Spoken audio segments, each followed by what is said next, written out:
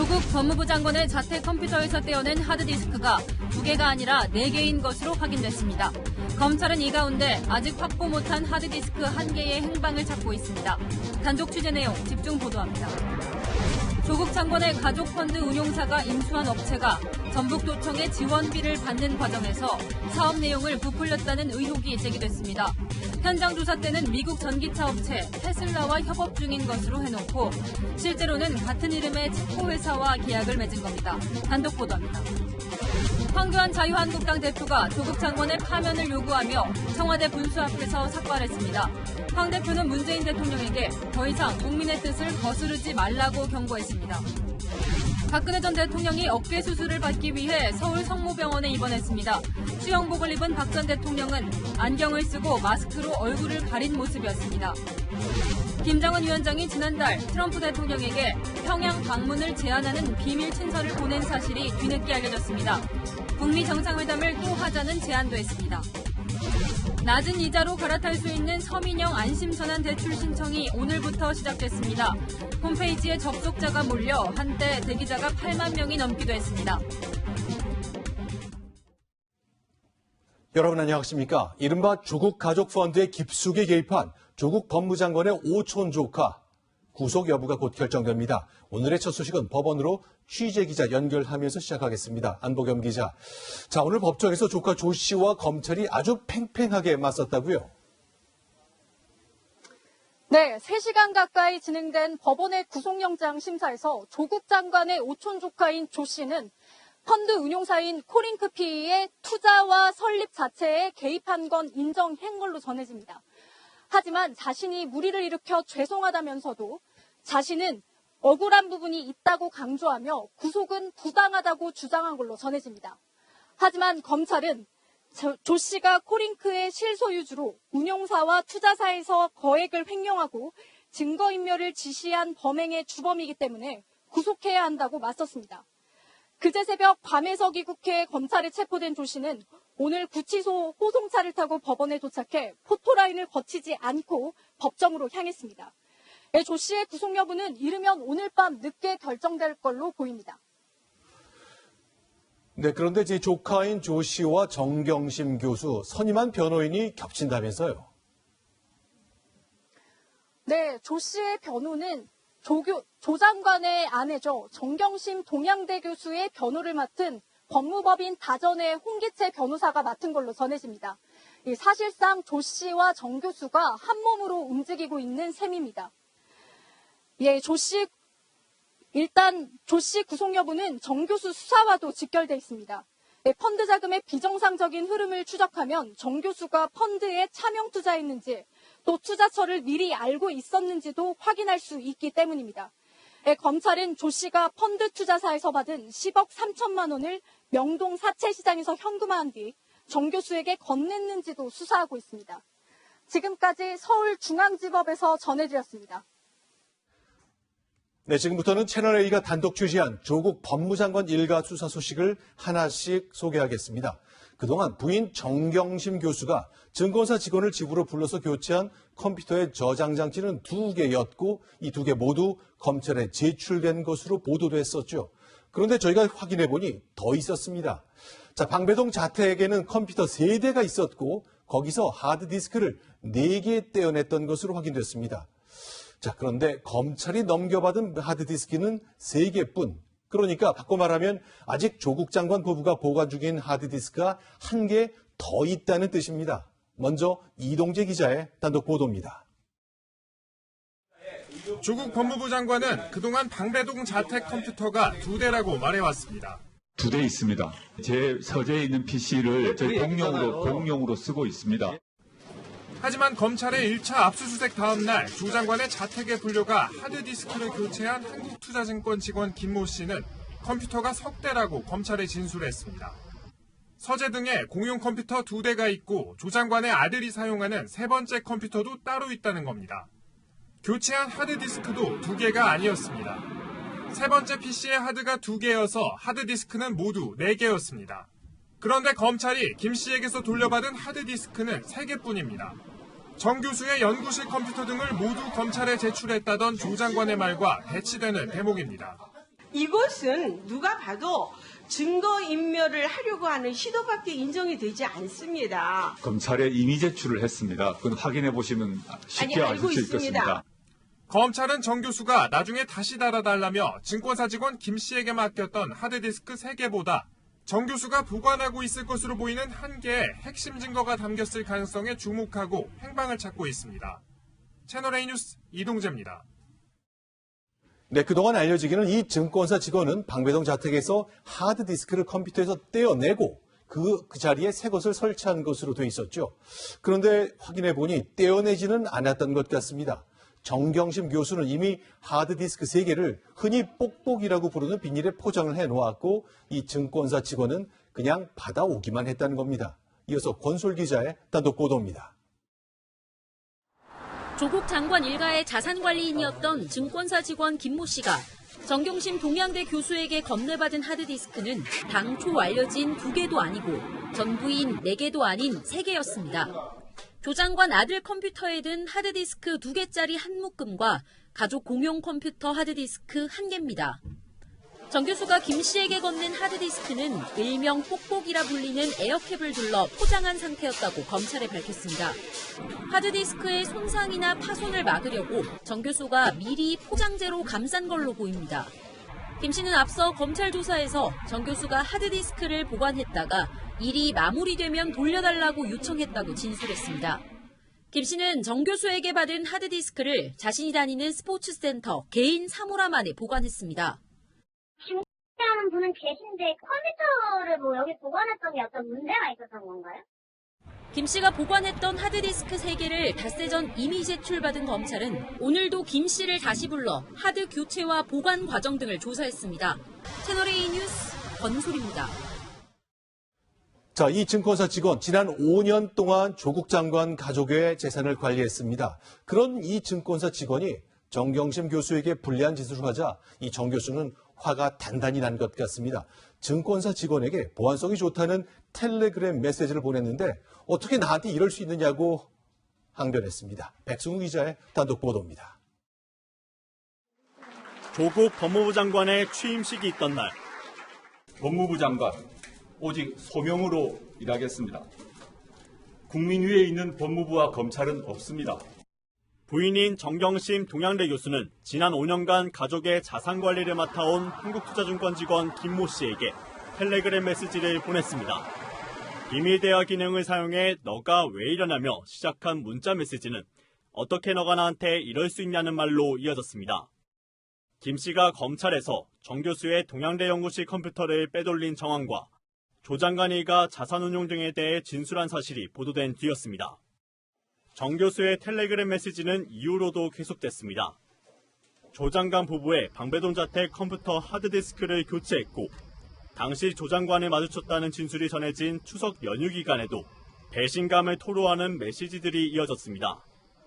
김 씨가 답변을 하지 않는데도 정 교수의 연락은 계속됐습니다.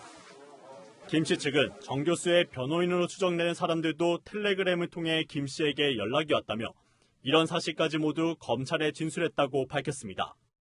지난주 병원에 입원한 것으로 전해진 정 교수는 현재 변호인 14명을 선임하고 검찰 조사에 대비 중입니다. 채널A 뉴스 백수입니다. 검찰은 사모펀드 의혹뿐만 아니라 조 장관 딸의 입시 의혹을 밝히는데도 수사력을 모으고 있습니다. 오늘은 조 장관 딸의 고려대 입학 전형 과정에 참여한 대학 교수를 소환 조사했습니다. 서상희 기자입니다. 조국 법무부 장관의 딸은 2010학년도 고려대 생명과학대에 지원하면서 자기소개서에 자신의 이름이 논문에 올랐다고 적었고 결국 합격했습니다. 하지만 최근 대한병리학회는 이 논문에 대해 게재 취소 결정을 내렸습니다. 조 씨가 일저자로 이름을 올린 건 연구 부정행위라고 결론을 내린 겁니다. 입학 전형 자료에 하자가 발견된 만큼 학칙에 따라 조 씨의 대학 입학이 취소될 수도 있는 상황. 오늘 검찰이 고려대 생명과학대 지모 교수를 참고인 신분으로 소환 조사한 것도 조 씨의 합격 결정 과정 전반을 확인하기 위해서입니다. 지 교수는 2010학년도 입학 전형 과정에 참여한 인물로 알려져 있습니다. 대학 측의 합격 결정 과정에 조 씨가 일저자로 오른 논문이 얼마나 영향을 줬는지 등을 확인하려는 걸로 보입니다. 검찰은 앞서 조 씨를 의학 논문 제1저자에 올린 장영표 단국대 교수를 불러 조사했습니다. 제1저자로 등장한 거 호의로 하셨다고 하셨었는데 혹시 검찰에서도 똑같이 진술하셨나요? 고려대 측은 검찰 수사를 지켜본 뒤에 조 씨의 입학 취소 여부 등을 결정하겠다고 밝혔습니다. 만약 고려대 입학이 취소되면 조 씨의 부산대 의학전문대학원 합격도 연쇄 취소를 피하기 어렵다는 관측이 나옵니다. 채널A 뉴스 서상입니다. 조국 장관의 가족펀드 운용사가 인수한 업체에서 사업 내용을 부풀려 전라북도에 지원금을 타냈다는 의혹이 제기됐습니다. 체코의 건전지 회사 테슬라와 계약을 맺어놓고는 미국 유명 전기차 업체 테슬라인 것처럼 꾸몄다는 겁니다. 이민찬 기자의 단독 보도입니다. 조국 장관의 가족펀드 운용사 코링크P가 인수한 WFM. 조 장관의 부인 정경심 동양대 교수에게 매달 200만 원의 자문료를 준 업체이기도 합니다. 그런데 이 WFM이 지난해 6월 전라북도에서 기술개발 사업비로 받은 6,200만 원도 문제가 되고 있습니다. 테슬라와 계약을 맺고 전기차용 2차전지 소재를 개발하고 있다며 지원금을 요청했는데 전라북도는 테슬라가 미국 전기차 회사로 생각하고 지원금을 준 겁니다. 당시 도청이 실시한 현장 실태조사 결과를 살펴보니 미국 전기차 업체 테슬라를 통해 개발 소재를 평가 중이어서 향후 판로 확보가 가능하다는 내용이 담겨 있습니다. 그런데 WFM이 실제 계약한 업체는 체코의 가정용 배터리 회사 테슬라 배터리즈로 전기차 테슬라와는 완전히 다른 업체였습니다. 도청 관계자는 실태조사는 외부 전문가들이 담당해 내용을 알지 못한다고 해명했습니다. 항목별로 어떤 기준을 어떻게 평가하냐면 아까 말씀드린 외부 전문가들의 식견에 의해서 판단이 되는 것이니까요. 야당은 WFM이 지자체를 속여 지원금을 타냈다고 주장합니다. 현장 실태 조사를 했음에도 미국 전기차 업체로 간주하고 예산 지원을 결정했다는 것은 납득할 수가 없습니다. 당시 대통령 민정수석이었던 조국 장관이 영향력을 행사한 게 아니냐는 의혹도 제기했습니다. 채널A 뉴스 이민찬입니다.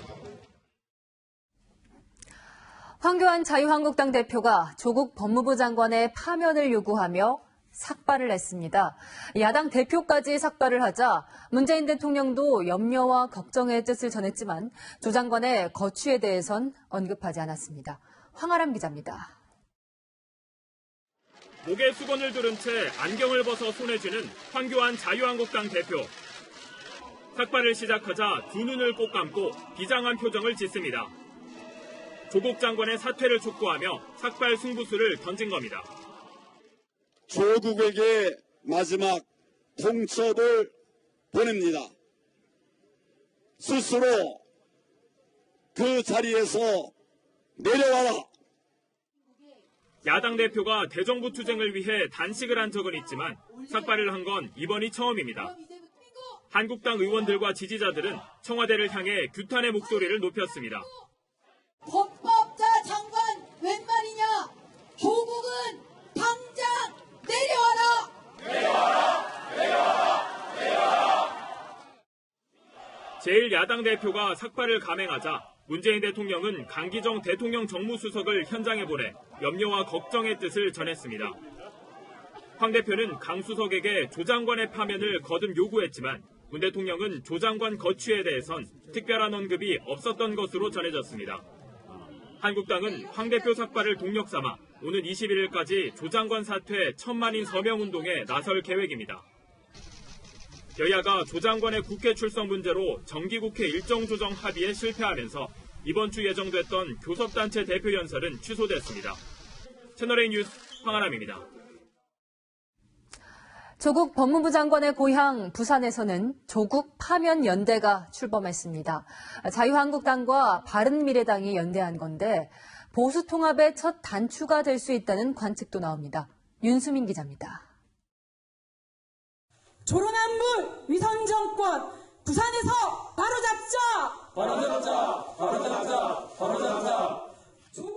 자유한국당과 바른미래당 부산시당이 조국 파면 시민연대를 출범시키며 조 장관 사퇴를 촉구했습니다. 매주 공동집회도 열기로 했습니다.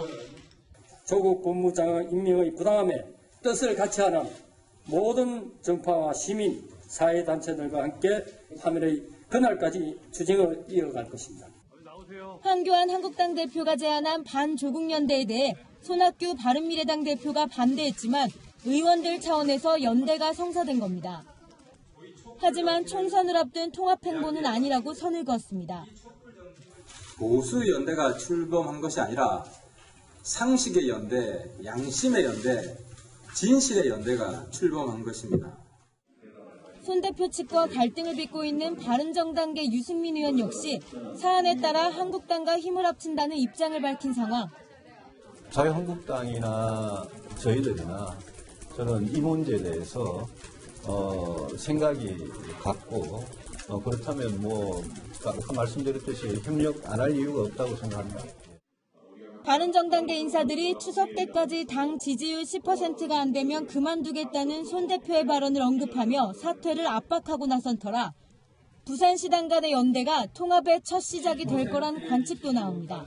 채널A 뉴스 윤수미입니다. 여권에서는 박용진 민주당 의원과 유시민 노무현 재단 이사장이 신경전을 계속하고 있습니다. 역시 조국 법무부 장관 임명이 화두인데 이동훈 기자가 전해드립니다.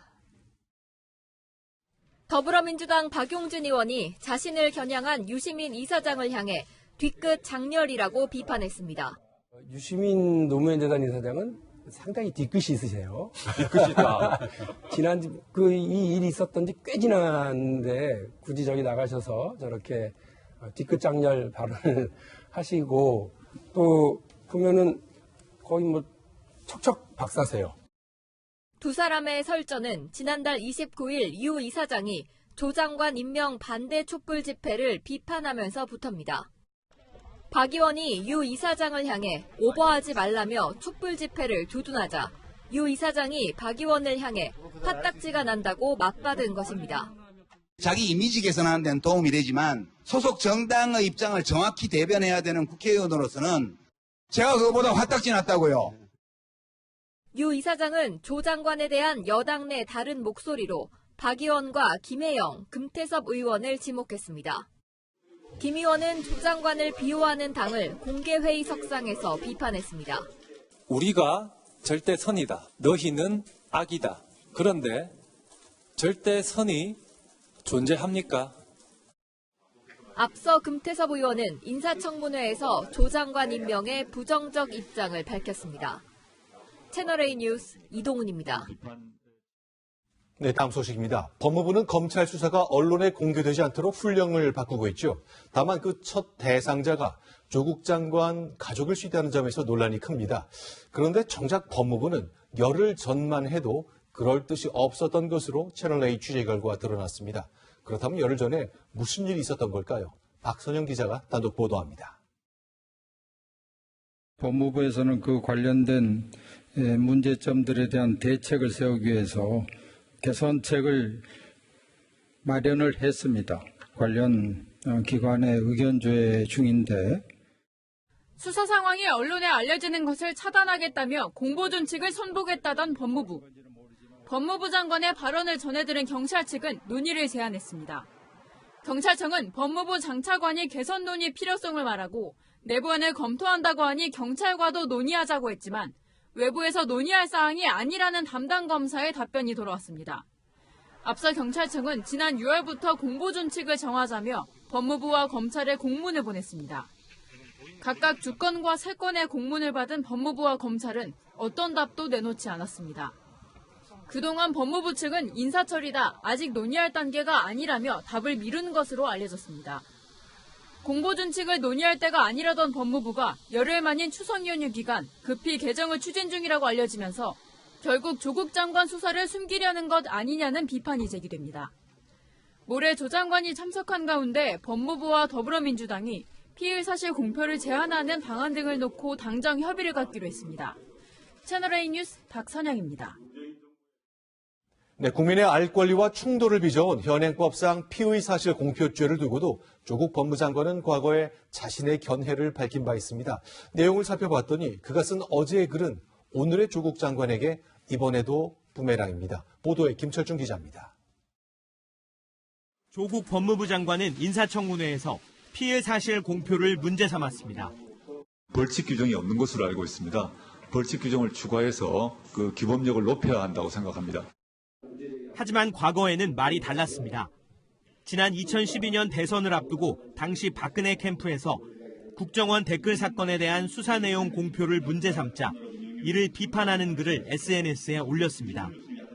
조 장관은 피해 사실 공표를 운운하는 건 합법적 단속과 취재 활동도 마음에 들지 않기 때문이라며 그만하라고 썼습니다. 이명박 정부 시절인 2011년에는 정당한 언론 자유 범위라면 위법성이 조각된다는 글을 올리기도 했습니다. 지난 정권에서는 검찰 수사 내용에 대한 언론 보도를 두둔한 겁니다. 여당 내에서도 공보준칙 개정에 대해 우려의 목소리가 나옵니다. 한 민주당 중진 의원은 조 장관 가족 수사가 진행되는 상황에서 시기적으로 불필요한 오해를 불러올 수 있다고 지적했습니다. 채널A 뉴스 김철중입니다. 네, 구속 중인 박근혜 전 대통령이 구속 2년 6개월 만에 한시적이지만 구치소를 나오게 됐습니다. 어깨 수술을 받기 위해 서울 서초구의 대학병원 VIP 병동에 입원한 건데요. 입원 기간은 길게는 3개월에 이를 전망입니다. 우현기 기자입니다. 병원 지하 주차장에 호송차가 들어옵니다. 호송차에서 내려 휠체어에 옮겨 탄 사람은 박근혜 전 대통령. 안경을 쓴 채 하늘색 수감복을 입고 마스크로 얼굴을 가렸습니다. 정밀 검사 결과 왼쪽 어깨 힘줄과 근육이 손상돼 수술을 해야 한다는 진단을 받고 입원하러 온 겁니다. 박 전 대통령은 외부인 출입이 통제된 21층 VIP 병실에 머무르면서 심전도 검사와 엑스레이 사진을 찍었습니다. 내일 예정된 수술은 어깨 관절 전문가인 이병헌 정형외과 김양수 교수가 집도할 예정입니다. 재활에 걸리는 기간을 고려하면 입원 기간은 최소 1개월에서 최대 3개월에 이를 전망입니다. 수술하면은 붙어야 되거든요. 어깨에 보호대 차가지고. 그건 붙어야 되고 그 다음에 재활을 해야 돼요. 재활 기간이 길죠. 서울구치소에 수감 중인 박 전 대통령은 허리와 발 통증 때문에 외부 병원 진료를 받은 적이 있지만 수술과 장기 입원은 처음입니다. 치료 비용은 박 전 대통령이 자비로 부담해야 합니다. 박 전 대통령 입원 소식이 전해지자 서울구치소와 서울성모병원 앞에는 지지자 수백 명이 모여 박 전 대통령 석방 요구 집회를 열었습니다. 채널A 뉴스 우현기입니다. 네, 김명수 대법원장이 사법부 수장으로는 처음으로 광주에 있는 5.18 옛 묘역을 참배했습니다. 그곳 바닥에는 전두환 기념비가 묻혀 있는데 이걸 밟고 이한열 열사 묘소 등을 둘러봤습니다. 홍태현 기자입니다. 바닥에 있는 기념비석을 밟고 있는 김명수 대법원장의 입가에 옅은 미소가 보입니다. 김 대법원장의 발 아래에 있는 비석은 전두환 전 대통령 기념비. 1982년 전 대통령이 전남 담양군을 방문했을 때 세웠던 비석이 5.18 구묘역인 망월묘역 입구로 옮겨진 겁니다. 광주와 전남 민주동지회가 참배객들이 밟고 지나가도록 비석의 일부를 떼어내 만들었습니다.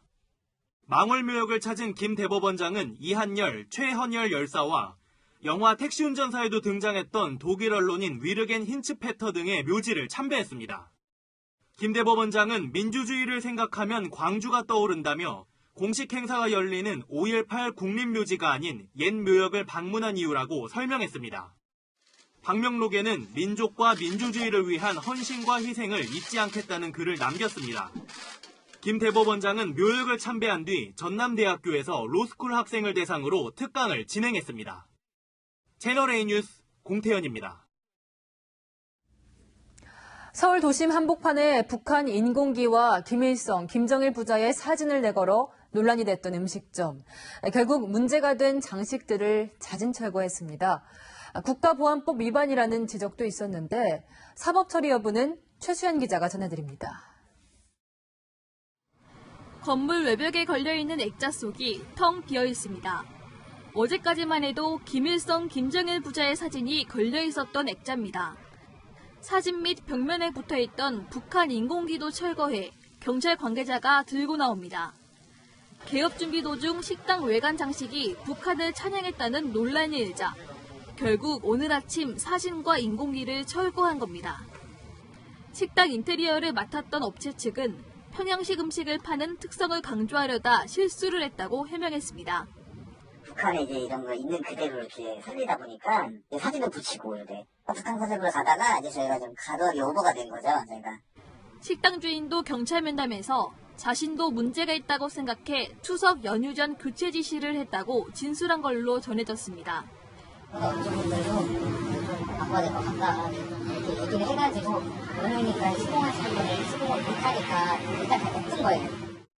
경찰은 문제의 장식이 이미 철거됐고 장식 의도도 단순한 판촉 목적으로 보인다며 음식점 주인 등에 대한 국가보안법 위반 혐의 수사는 진행하지 않기로 했습니다. 채널A 뉴스 최순입니다. 대구에서 공무원이 민원인에게 머리채를 잡히고 폭행당하는 일이 발생했습니다. 이런 일이 지자체마다 적지 않아 대책이 시급합니다. 배유미 기자입니다. 하루 일과를 마친 저녁 시간, 한 여성이 주민센터 문을 두들깁니다. 여성 공무원이 문을 열어주자 젊은 여성이 뒤따라 들어오더니 다짜고짜 여성을 폭행하기 시작합니다. 놀란 공무원이 이를 말리자 이번엔 공무원의 머리채를 잡고 바닥으로 내동댕이 칩니다. 쓰러진 공무원은 좀처럼 일어나지 못하고 여성은 집기를 집어던지며 난동을 부립니다. 비명소리가 나가지고 뛰어나와 보니까 우리 직원이 폭행을 당해 쓰러져 있었고. 공무원을 폭행한 여성은 지적장애를 앓고 있는 18살 여고생. 엄마가 딸의 폭행을 피해 주민센터로 피신했다. 이 같은 일이 벌어진 겁니다. 여고생은 경찰에 입건됐지만 피해 공무원은 선처의사를 밝혔습니다. 이상도 없고 또 가해자가 장애인이기 때문에 또 자기 엄마가 또 선처를 바라고 해가지고. 공무원을 상대로 한 폭언이나 폭행, 성희롱 사건은 매년 3만 건 넘게 일어나고 있습니다. 하지만 가해자가 대부분 민원인이자 주민이어서 강력히 대응하는 게 쉽지 않습니다. 지자체들은 비상벨과 CCTV를 설치하고 악성 민원인에 대처하는 모의 훈련을 벌이는 등 대책 마련에 고심하고 있습니다. 채널A 뉴스 배유미입니다. 광주에서 셀프 세차장들이 자꾸 절도를 당했습니다. 알고 보니 감옥에서 출소한 노숙인이 30번 넘게 연쇄 절도를 벌인 건데 경찰 추적을 치밀하게 피했습니다. 공복진 기자입니다. 주위를 살피며 세차장에 접근하는 남성. 아무도 없는 걸 확인한 뒤 동전 교환기를 털기 시작합니다. 하지만 얼마 안 돼 잠복해 있던 형사에게 잡힙니다. 남성은 40살 김모 씨. 지난 4월부터 최근까지 광주 지역 세차장과 농촌 비닐하우스를 돌며 30차례 넘게 졸도 행각을 벌였습니다. 수법은 치밀했습니다. 감시가 소홀한 새벽에만 범행했고 CCTV에 찍히지 않기 위해 하천변을 따라 자전거로 이동했습니다. 도심 고가도로 아래 철제 구조물 내부 공간에 은신처를 마련하기도 했습니다. 고가 아래 구조물 안에는 이렇게 이불과 쓰레기가 널브러져 있는데요. 김 씨는 이곳에서 숙식을 해결하며 경찰의 눈을 피했습니다. 그 공간에서 숙식을 하면은 위부하고는 단절이 되겠다. 이제 그런 생각을 가지고 거기서 생활을 했고. 경찰은 한 달 이상 잠복 수사 끝에 김 씨를 붙잡았습니다. 추석 명절 돈이 떨어지자 앞서 자신이 털었던 세차장을 다시 찾았다. 별미가 잡혔습니다. 이번에도 원가 같더라고요. 한 많이 털리니까 다 뺐죠. 경찰은 김 씨를 구속하고 여죄를 추궁하고 있습니다. 채널A 뉴스 공국진입니다. 추석 연휴 마지막 날 경기도 광주 상가 건물에 멸종 위기종 긴팔 원숭이가 나타났습니다. 주민이 다치기까지 했는데 어떻게 된 일인지 신선미 기자가 알아봤습니다. 119 구조대원들이 우리를 조심스레 옮깁니다. 우리 안에는 갈색 털의 원숭이 한 마리가 들어있습니다. 이 원숭이가 도심 상가 건물에 나타났다는 신고가 접수된 건 어제 오후 4시 반쯤. 원숭이는 주변을 배회하며 50대 여성의 무릎을 핥히는 등 소동을 벌이다 1시간 만에 붙잡혔습니다. 그래가지고 지금 어머니가 무슨 원숭이가 있는데 그 당시에 그때 원숭이가 달라드는 거지. 나를 물어놓고 쭉 들어가 버렸어. 내가 물을 다 잠근 거지. 3번 쓰러지니까 쓰러져가지고. 이 원숭이는 국제멸종위기종 1급인 흰손 긴팔 원숭이. 같은 건물에 사는 주민이 기르고 있었는데 스스로 문을 열고 밖으로 나온 것으로 전해졌습니다.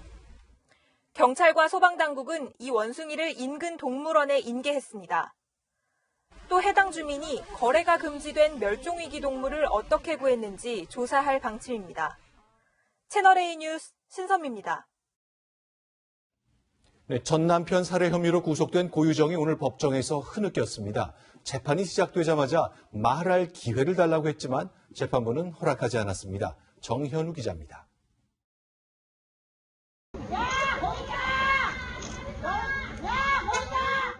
고유정은 이번에도 호송차에서 내리면서 긴 머리카락으로 얼굴을 가렸습니다.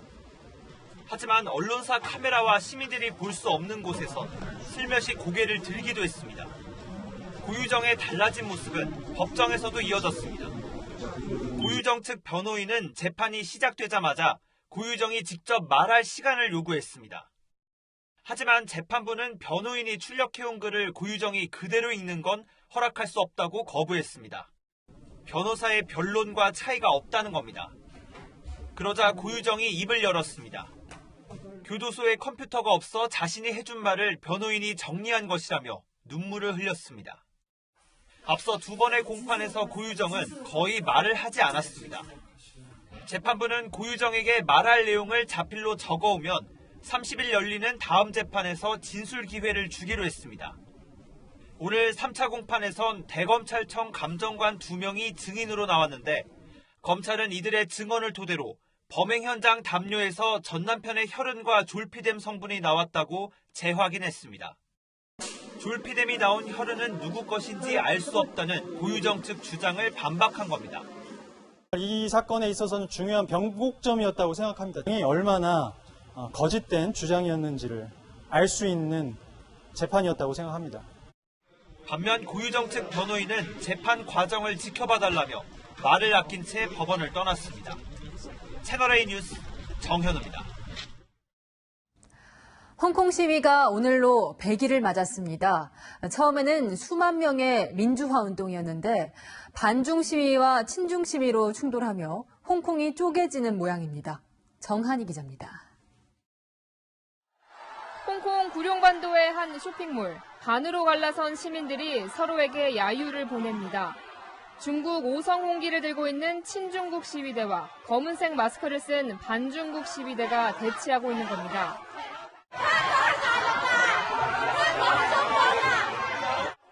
잠시 뒤 양측의 대립이 격해지더니 급기야 주먹 다짐으로 번졌습니다.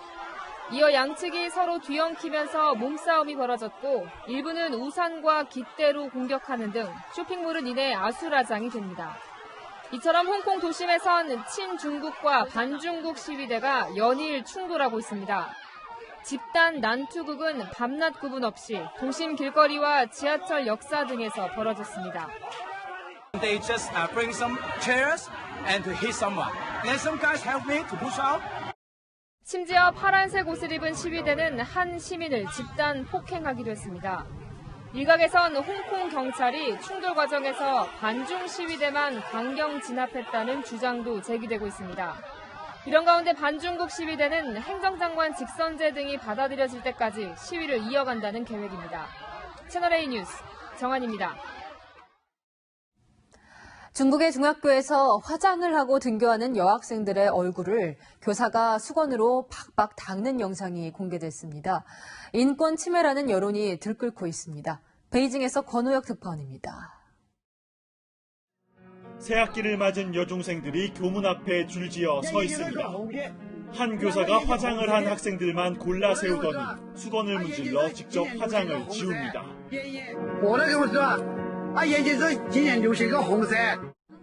수건을 물에 헹군 뒤 곧바로 다음 학생의 얼굴을 문지릅니다. 학교 측은 화장을 하는 학생들이 늘어나면서 부득이 취한 조치라고 해명합니다.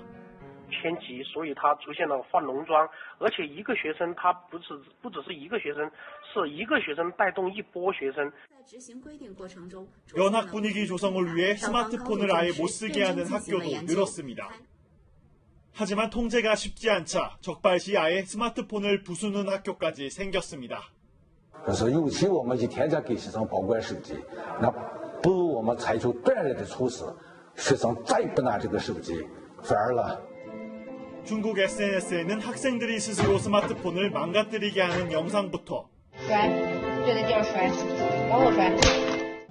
교사가 여러 대의 스마트폰을 망치로 부수는 영상도 올라왔습니다. 광둥성의 한 중학교에선 스마트폰을 압수당한 학생이 건물 밑으로 뛰어내리려다 제지당하기도 했습니다. 2000년 이후 출생한 중국 청소년들을 링링호라고 부릅니다. 아주 어릴 때부터 인터넷과 모바일에 익숙하고 개인의 자유를 중시하는 세대인데요. 이들이 중국의 기성세대와 빚는 갈등이 학교 현장에서부터 표출된다는 분석입니다. 베이징에서 채널A 뉴스 권호혁입니다. 멈춰섰던 북미 간 협상이 조만간 다시 시작될 전망입니다. 김정은 위원장이 트럼프 대통령을 평양으로 초청하는 친서를 보낸 데 이어 오늘은 미국의 대화 의지를 환영하는 담화까지 냈습니다. 유승진 기자입니다. 북한이 미국의 대화 의지를 환영하는 담화를 냈습니다. 외무성 미국 담당국장은 미국이 대화와 협상을 통해 문제 해결 입장을 거듭 표명하는 것은 다행이라고 밝혔습니다. 지난달 중순경 김정은 위원장이 트럼프 미국 대통령에게 평양 초청 친서를 보낸 데 이은 것으로 북미 간 실무 협상이 초읽기에 들어갔다는 관측입니다. 그런 친서가 얼마 전에 있었다 하는 것은 저희가 미 측으로서부터도 상세히 설명을 들었습니다. 김 위원장은 지난달 초에도 친서를 보냈는데 한 달 사이 김 위원장 명의로 친서가 2차례나 전달된 건 그만큼 북한이 빠른 협상 복귀를 원하고 있다는 의미로 풀이됩니다. 트럼프 대통령과의 정상회담을 통한 해결 방식이 본인에게 이 상황을 가장 유리하게 끌고 갈 수 있다고 판단하고 있는 것 같습니다. 문재인 대통령도 북미 실무 협상의 개최를 기정사실화했습니다. 곧 북미 실무 대화가 재개될 것이며 남북미 정상 간의 변함없는 신뢰와 평화에 대한 의지는 한반도 평화 프로세스를 진전시키는 힘이 될 것입니다. 북미 실무 협상은 9월 내 열릴 것으로 보입니다. 채널A 뉴스 유승진입니다. 네, 돈을 빌릴 때보다 더 낮은 이자로 갈아탈 수 있는 서민형 안심전환대출이 오늘부터 신청을 받기 시작했습니다. 선착순이 아닌데도 첫날부터 홈페이지 접속이 지연될 정도로 관심이 뜨거웠습니다. 김윤수 기자입니다. 서민형 안심전환대출 신청 첫날인 오늘 신청 건수는 7,222건, 금액으로는 8,337억 원이 접수됐습니다. 주택금융공사 홈페이지에 한때 8만 명이 넘었던 대기자 수는 오후 들어 2,000명대를 유지했습니다. 은행 창구에도 사람들이 몰렸습니다. 어르신분들이 많이 오셔가지고 문의는 많이 하시는 편이세요. 본인이 대상이 되는지 그거 일단 확인 먼저 하시고 어떤 서류들이 필요한지. 선착순 접수가 아니라 마감 기한인 이달 29일까지 신청을 마치기만 하면 됩니다. 신청 대상은 올해 7월 23일 이전에 변동금리나 준고정금리로 주택담보대출을 받은 1주택 보유자입니다. 주택은 시가 9억 원 이하여야 합니다. 소득 제한 기준도 있는데 부부 합산 소득이 8,500만 원 이하여야 합니다. 단 신혼 부부나 2자녀 이상 가구는 1억 원까지 가능합니다. 이렇게 직접 은행을 찾아 신청할 수도 있지만 대출 계약서 서명과 근저당권 설정 등 모든 과정을 온라인으로 진행하면 0.1%포인트의 금리 우대도 받을 수 있습니다. 바뀌는 금리는 최저 1.85%에서 최대 2.2%로 예상됩니다. 10월 1일부터 심사와 대환이 동시에 이루어지게 되는데 10월부터 11월까지 새로운 금리가 적용이 되게 됩니다. 신청 수요가 당초 계획한 20조 원을 넘으면 주택 가격이 낮은 순서대로 먼저 배정됩니다. 채널A 뉴스 김윤수입니다. 네, 불과 석 달 전만 해도 파주 운정 같은 2기 신도시에서는 미분양이 심각했었는데요. 최근에는 매진 아파트가 늘고 있습니다. 그 사이에 뭐가 달라진 걸까요? 홍유라 기자입니다. 지난 6월 분양한 2기 신도시의 한 아파트. 서울과 더 가까운 3기 신도시 발표 영향으로 일부 세대가 미달됐습니다. 그런데 최근 수요자가 몰리고 있습니다. 공사 중인 이 아파트에서 생긴 350여 개 미분양 물량은 선착순 분양을 시작한 지 한 달 만에 전부 계약됐습니다. 시세 대비 저렴한 분양가와 GTX-A 노선 개발 호재가 맞물려 성공적인 분양이 되었다고 생각합니다. GTX-A 노선 운정역 개통이 2023년으로 확정되면서 파주 운정 신도시의 다른 아파트도 100% 분양된 것입니다.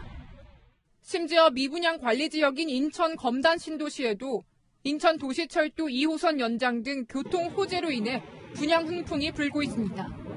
올해 상반기부터 미분양으로 골머리를 앓던 곳들이 지난달과 이번 달 들어 속속 완판된 겁니다. 광역 교통망도 이제 구축을 하겠다라고 이제 얘기를 하고 있고, 그래서 이제 그런 지역이 이제 가격도 이제 조금씩 오르고 완판된 거죠.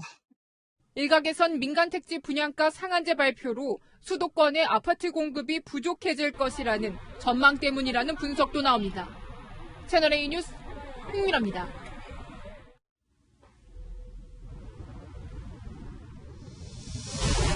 재밌는 분이시네요. 여름 이후 한국 영화의 성적이 좀 부진했습니다. 올가을 흥행 성적은 어떨지 박수유 기자와 알아보시죠. I think it's an important story for the rest of the world to know also. 상황은 언제든지 변하게 돼 있어요. 특별하지 않는 이야기가 관객들한테도 좀 퍼펙트하게 와닿았으면 하는 그런 마음이 있었어요, 이 영화는. 전쟁 영화와 범죄 오락물 코미디까지 추석 이후 가을 시즌을 겨냥해 한국 영화가 줄줄이 개봉합니다. 극한 직업 어벤져스 엔드게임, 알라딘 기생충에 이르기까지 상반기에만 1000만 영화가 4편 탄생한 데 비해 여름 이후 한국 영화 관객은 7월엔 11년 만에 최저치를, 8월엔 7년 만에 최저치를 찍었을 정도로 최근 성적이 부진했습니다. 이례적으로 짧았던 추석 연휴를 앞두고 동시 개봉한 한국 영화 3편 중에서는 나쁜 녀석들만 개봉 5일 만에 손익분기점을 넘겼습니다. 대리만족을 느낄 수 있는 유쾌함, 상쾌함, 통쾌함을 줄 수 있는 영화여서 음악영화 예스터데이와 칸 영화제에서 공개돼 화제를 모은 원스 어폰 어 타임 인 할리우드 등 개봉을 앞둔 외화 라인업도 강력한 상황. 그저 그냥 많이 오셔가지고 날도 선선한데 즐기시라. 올가을 한국 영화가 부진했던 여름 성적을 만회할 수 있을지 주목됩니다. 채널A 뉴스 박수입니다. 일부 공공기관이 홈페이지 지도에 동해를 일본해로, 독도를 죽도로 표기했다는 채널A 단독 보도와 관련해 문재인 대통령이 해당 기관에 엄중 경고했습니다. 해당 기관들은 지도를 수정하거나 삭제했습니다. 고민정 청와대 대변인은 감사관실이 경위를 조사한 뒤 책임 여부를 따질 것이라고 밝혔습니다. 동아미디어그룹이 채용 연계형 인턴 가운데 8명을 수습기자와 수습PD로 정식 채용했습니다. 채널A 수습기자로 김재혁, 남영주, 장하얀 씨가, 채널A 수습PD로 임채은, 최범주 씨가 최종 합격했습니다. 동아일보 수습기자에는 김태연, 박종민, 이소정 씨가 합격했습니다. 가을 한 해 속 늦더위가 찾아왔습니다. 하늘은 참 예뻤는데 내일도 낮에는 덥겠습니다. 수요일까지 더위는 이어지다가 목요일부터는 낮 기온이 25도 선으로 낮아지는데요. 아침 기온도 같이 내려가면서 보시는 것처럼 일교차가 10도 이상으로 크게 나겠습니다. 이렇게 일교차가 커지면 면역 기능이 내려가서 환절기 질환에 걸리기 쉬운데요. 심혈관 질환 가능성도 높아져서 나이가 많거나 또 지병이 있으시다면 아침 운동은 피하는 게 좋겠습니다. 내일 아침 기온 살펴보면 서울이 18도, 대구가 16도 등으로 오늘과 비슷하게 출발하겠고, 낮에는 볕도 강하고 전국이 28도 안팎까지 올라서 다소 덥겠습니다. 쾌청한 내륙과는 달리 해안가에는 내일도 강풍에 대비하셔야 됩니다. 남해와 동해 먼바다에는 물결이 최고 4m까지 높게 일겠고, 또 남해안 지역은 모레까지 바닷물 높이가 높은 기간입니다. 해안가 저지대와 또 해상에서는 날씨 정보 더욱 유의하셔야겠습니다. 날씨였습니다. 네, 국민에게 기대하지 않은 선물이 됐을 거라고 생각한다. 올 8월 중에 일자리가 1년 전보다 45만 개 더 생겼습니다. 청와대가 이를 두고 선물처럼 반갑다고 말한 거죠. 저도 반갑다가도 알맹이를 들어봤더니 생각이 좀 달라졌습니다. 늘어난 45만 개 일자리의 86%가 60세 이상에게 돌아갔고, 경제의 허리인 3040 세대는 일자리가 더 줄어들었습니다. 자, 청와대는 정부의 정책이 잘 먹히기 시작했다고 홍보했습니다. 그런데요, 이렇게 정책이 효과를 보는데도 허리는 잘리고 노인 일자리만 늘어납니다. 이걸 마냥 기뻐할 수 있을까요? 뉴스 마치겠습니다. 고맙습니다.